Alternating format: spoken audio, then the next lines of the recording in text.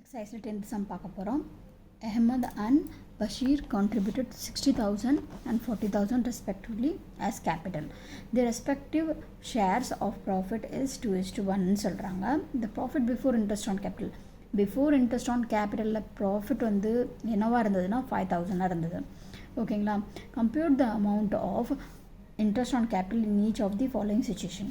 So வந்து interest on capital நம்ம கண்டுபிடிக்கணும். பட் இங்கே வந்து சில சுச்சுவேஷன்ஸ் கொடுத்துருக்காங்க உங்களுக்கு. ஃபஸ்ட்டு என்னதுன்னா, உங்கள் பார்ட்னர்ஷிப் டீடு வந்து என்னவாக இருக்குது, சைலண்ட்டாக இருக்குது.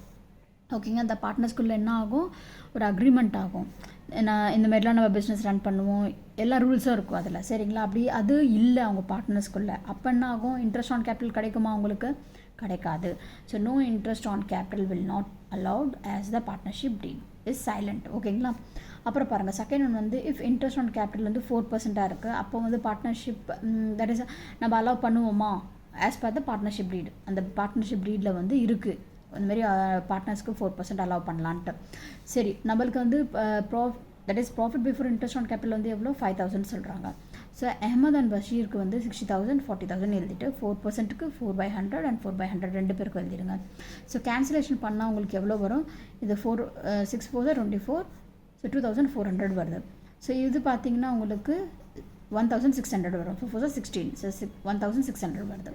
சரிங்களா? இது ரெண்டுமே நம்மளுக்கு ஆட் பண்ணால் எவ்வளோ வருது, இது வந்து உங்களுக்கு 4,000 கிட்ட வருது. கரெக்டுங்களா? அப்போ இது என்னது 5,000, ரைட்? அப்போ நம்ம என்ன பண்ணலாம், இவங்களுக்கு அலோவ் பண்ணலாம். Since there is a sufficient profit இருக்குது நம்மக்கிட்ட, so interest on capital will be provided, நம்ம அவங்களுக்கு கொடுக்க முடியும். இப்போ பாருங்கள், தேர்டில் என்ன இருக்குது கொடுத்தோன்னா, if the partnership deed allows interest on capital 6% per annum சொல்கிறாங்க.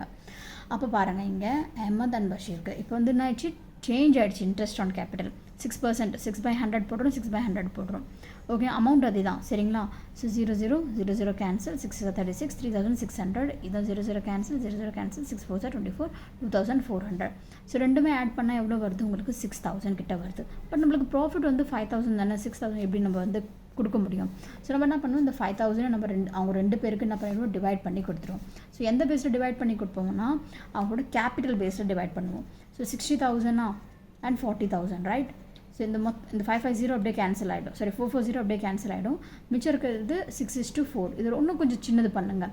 ஸோ இது ரெண்டுமே நம்பர் வந்து நம்மளுக்கு 2 டேபிள்ஸில் போகும். 2 டேபிள்ஸில் இது 3 டைம்ஸ் போகும், 2 டேபிள்ஸில் இது 2 டைம்ஸ் போகும். ஸோ 3:2 தான் இவங்களோட கேபிட்டல் ரேஷியோ. ஸோ இது என்ன பண்ணுவீங்க, 5,000 வந்து ரெண்டு பேருக்கும் 3:2 ரேஷியோவில் பிரித்து கொடுத்துருவீங்க. அதுதான் இங்கே சொல்கிறாங்க பாருங்கள். Since the profit is insufficient, profit வந்து சஃபிஷியண்ட்டாக இல்லை, so interest on capital will not be ப்ரொவைடட்னு சொல்கிறாங்க. இது எழுதணும் நீங்கள். ஓகேங்களா? So profit of 5,000 will be distributed to your partners on their capital ratio of 3:2ன்னு சொல்கிறாங்க. ஓகேங்களா? ஸோ இவ்வளோ தான் இந்த கொஷினில்.